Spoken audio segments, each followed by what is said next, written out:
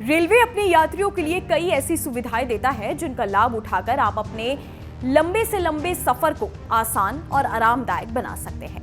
आपकी हर संभव सहायता के लिए भी रेलवे की तरफ से कई खास कदम उठाए जाते हैं। लेकिन इस व्यस्त जिंदगी में हम कुछ बातों को सामने आने के बाद भी नजरअंदाज कर देते हैं। उदाहरण के तौर पर समझे तो जब हम IRCTC ऐप की मदद से टिकट बुक करते हैं तो इसी बीच पेमेंट करने से पहले हमें एक विकल्प दिया जाता है।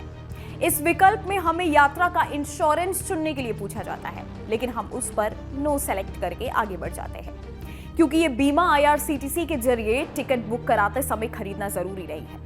आपको जानकर हैरानी होगी कि ये इंश्योरेंस केवल 35 पैसे का होता है, जो आपको किसी भी दुर्घटना का शिकार होने पर 10 लाख रुपए तक का बीमा दिला सकता है।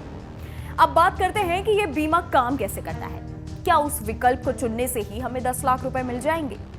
अगर आपने टिकट बुक करते समय ट्रैवल इंश्योरेंस के ऑप्शन को यस कर दिया, आपको टिकट पेमेंट के साथ 35 पैसे का भुगतान करना पड़ता है। अगर आप इसी यात्रा के दौरान किसी रेल हादसे के शिकार हो जाते हैं तो यात्रा बीमा सुविधा देने वाली कंपनी आपके नुकसान की भरपाई करेगी, आपका इलाज कराएगी, आपके नुकसान का पूरा आकलन किया जाएगा, फिर उसी के हिसाब से आपको नुकसान का पैसा दिया जाएगा।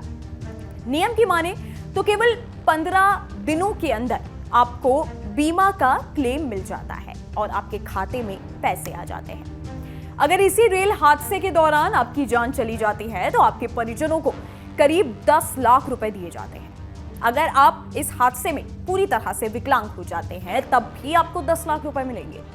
वहीं आप हादसे में आंशिक तौर पर हमेशा के लिए विकलांगता होने पर 7.5 लाख रुपए मिलेंगे। घायल होने पर अस्पताल के खर्च के लिए 2 लाख रुपए दिए जाते हैं। रेल एक्सीडेंट के बाद आपके बचे हुए सामान को पहुंचाने के लिए ट्रांसपोर्टेशन के लिए 10,000 रुपए की राशि दी जाती है। चलिए अब आपको बताते हैं कि IRCTC बीमा का क्लेम करने का क्या प्रोसेस है और क्या-क्या डॉक्यूमेंट्स आपके पास होने चाहिए। रेल हादसे के बाद 4 महीने के भीतर आपको या बीमा में बनाए गए नॉमिनी को क्लेम करना जरूरी है। इसका एप्लीकेशन फॉर्म भरने के बाद आगे की कार्रवाई होती है। बीमा क्लेम के लिए सभी डिटेल्स जैसे पॉलिसी नंबर, बीमा, व्यक्ति के पहचान प्रमाण आदि देना होगा। क्लेम करने के लिए आपको सबूत देने होंगे और बीमा क्लेम की कार्यवाही कर रहे उच्च अधिकारी की सहायता करनी होगी। जो भी पूछेंगे उसका सही जवाब देना होगा। फिलहाल के लिए इस वीडियो में इतना ही। बाकी देश और दुनिया की तमाम खबरों के लिए देखते रहिएगा न्यूज़ नेशन।